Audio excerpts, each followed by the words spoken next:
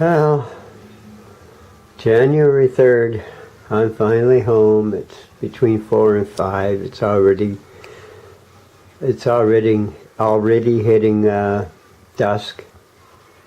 My haul for today, I got the 3 beads. Now, that's 1704 to 1759. This is part of the pipe stem, and if I had the pipe I could definitely tell what date it's from, but this is most likely 18th century, something like 1850 or around there. And here is a Dugal bead. That's 1880 to 1920s.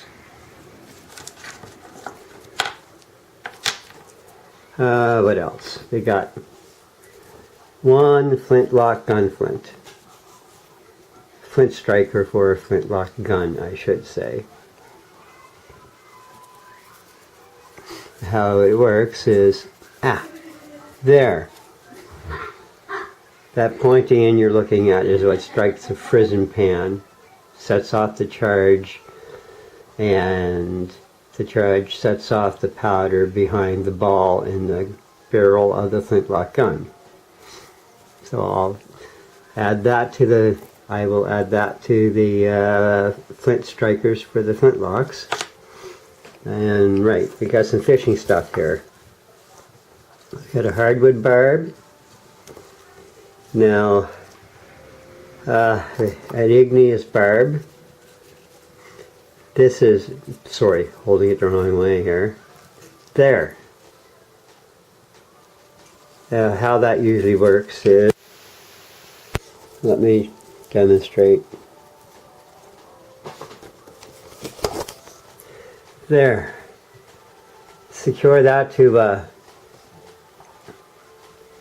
now that barb probably had more of a point when it was first made, but that barb is probably, I'm going to hazard a guess, between 3,000 and 1,000 years old. And it was usually attached at, as I said in other videos, it was usually, these barbs are usually attached to bone or ivory or wood. And they're attached with waterproof sinew, so the sinew doesn't expand and loosen and everything fall apart. Yeah, that is an impressive fishing barb. There's a little notch in this. Maybe you can see it better. This here was meant for bigger fish. Definitely meant for bigger fish. And we got some one adze. Judging from its shape and size, I will call this Susquehanna to ceramic period. Yep. They usually put handles on these things or use them by hand, and they use them to shave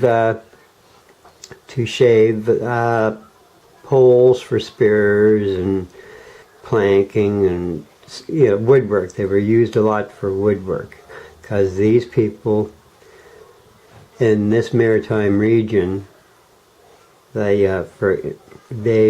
went after dolphin and marlin and small whales. They had ocean-going canoes, so adzes like this were common.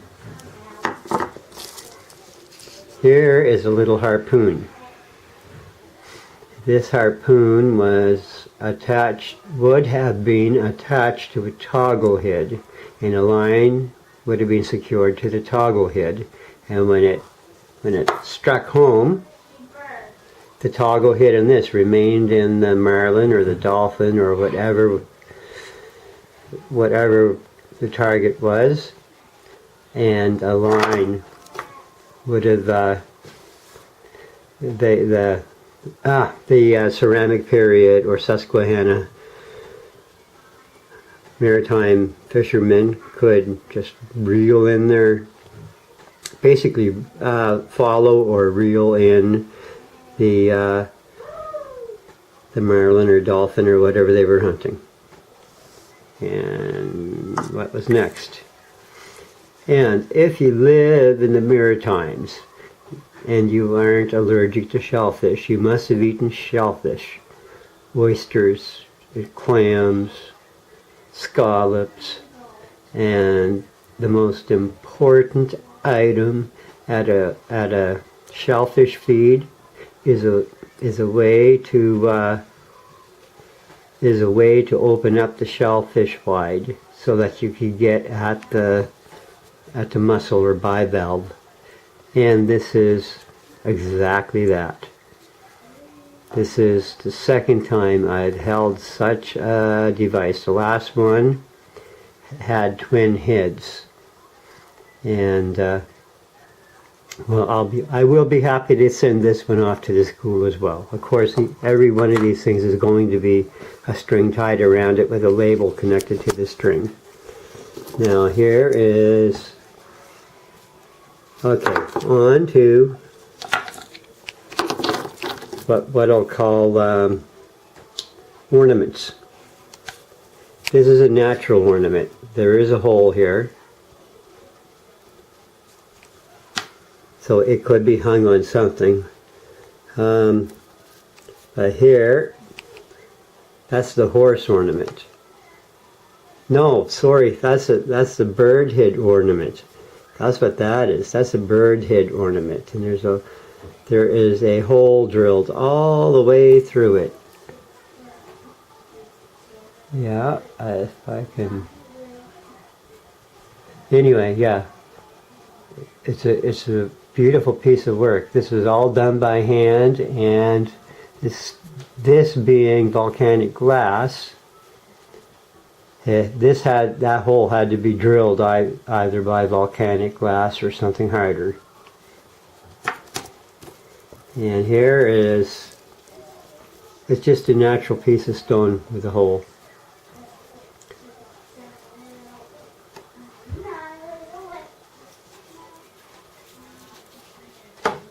But these can be, it's pretty freaky, but yeah, that can be an ornament too. Maybe it was to someone long ago, or maybe it's just something that, maybe it's just an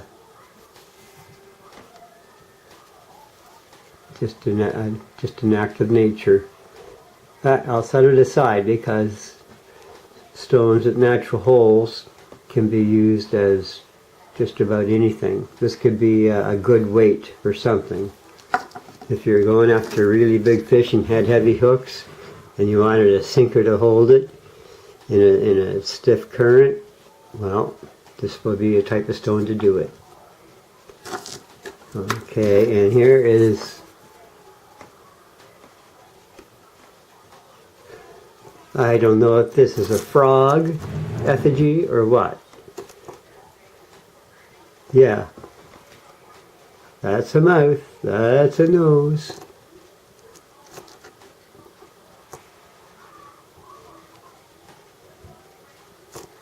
This was done by the hand of man. It represented something. It reminds me of a frog, but it could have been anything to someone a few thousand years ago. And this is a piece of sandstone with that depression in it.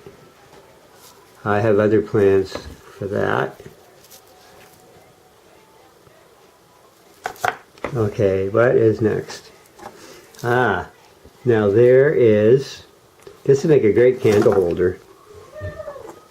But what this is a cup stone, and basically you put your nut and you take another stone and you go bang, break the nut in there and separate the nut shell from the nut meat. Or you could crush up plant roots, or you could mix up plant paint, or mineral paints. This was obviously used for something. And this would have been in use between 8,000 BP and 1,000 BP. That's the closest I can guess the date of this. What was this? Oh, yes, a granite adze. Just like the one hanging on my bead necklace, except this one saw a lot more use or was bumped around more. Because of, yeah.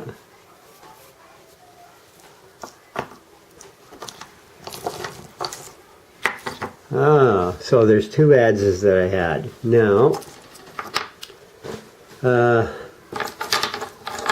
4 arrowheads.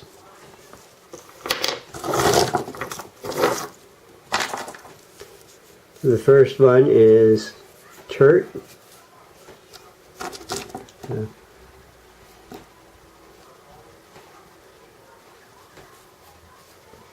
It was napped off pretty good.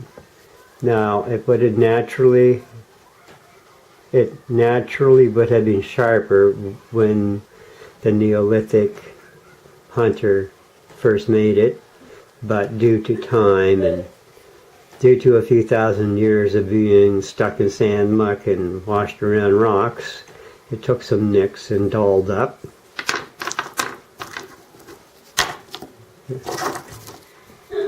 There's an ivory head there. Maritime archaic.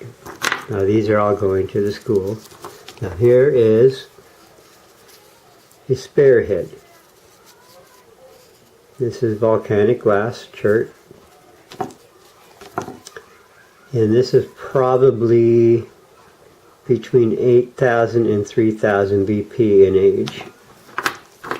Now here is a ceramic period arrowhead. But that's in the last 1,000 years. Oh, and what else do we have here? I do have a bunch of teeth. No, wait. This is sandstone. It's kind of, at first I thought this was a tooth, but it's definitely a sandstone. I'm not even sure what it is. Okay. Now, teeth.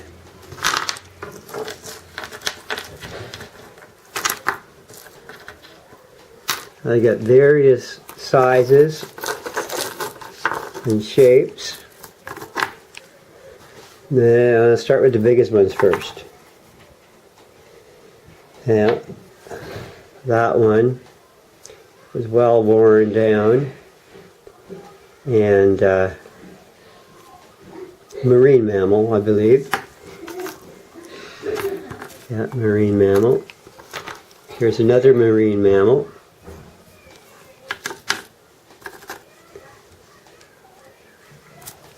Another marine mammal.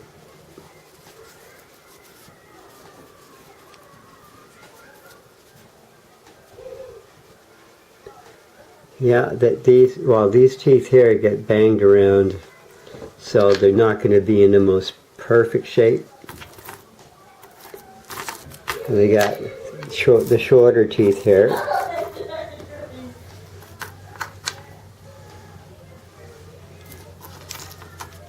Yeah. That's the first time I found a tooth like that. I found all kinds of these other tooth. Oh, here's a tooth here. That belonged to a land carnivore, to a land animal. I'm not sure what animal, but this tooth is very small, so I'm thinking maybe a Neolithic mink or Neolithic weasel, something along that line. I should say Neolithic period.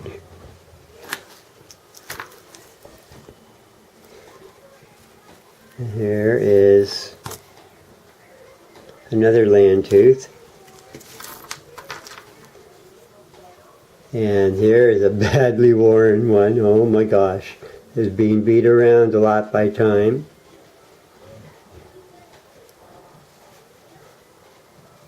Oh, sorry. Yes, this was beat around a lot by time. But it's a tooth.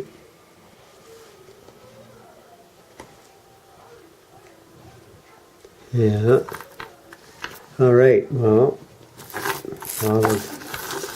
I'll get the stuff, I'll get the bag of stuff for the school. I'll bring that out so I can start putting these away.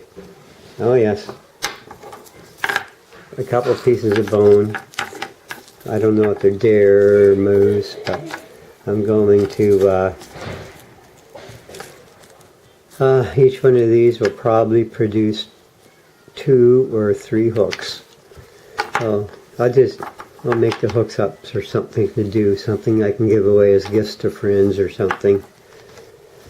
Yeah, good luck hooks or something, I don't know.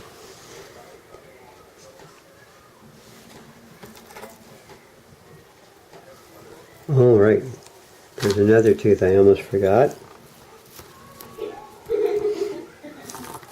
That, I'll just call it marine mammal.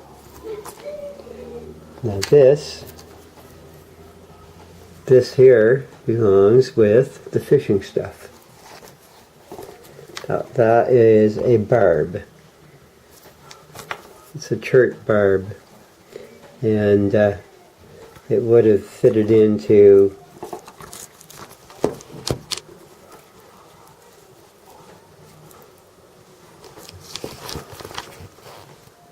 one of these. That's how it would have been made.